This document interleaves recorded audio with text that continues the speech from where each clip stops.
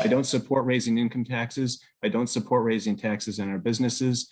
And I don't support raising property taxes through what is a so-called mansion tax.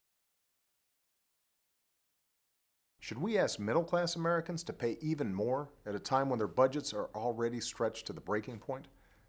Or should we ask some of the wealthiest Americans to pay their fair share? That's the choice.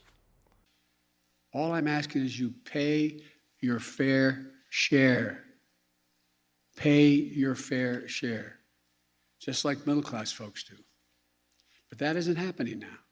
You know, thinking about the actual debate that we had very recently, there were all these arguments about how a very minor increase in taxes on the very wealthiest in this district, most of whom live here, an increase that they wouldn't notice, an increase that's the equivalent to their bread-first breakfast, that was going to drive tax flight.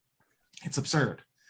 Yes, tax flight can happen when you increase taxes in an astronomical amount, which I don't think is actually on the table or being discussed. We're talking about very modest changes to fund important priorities like childcare, like paying people who educate our children a living wage. We can do these things.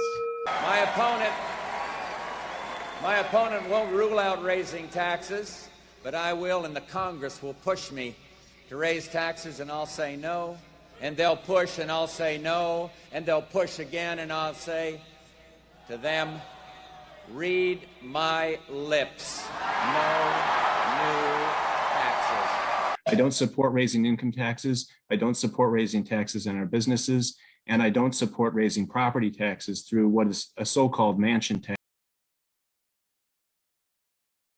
And so if we really care about these things, we have to be willing to make hard choices. And that means looking at the budget and caring about our priorities. And that means being willing to raise taxes if that's what we have to do, which I would be willing to do because we absolutely need to extend the program.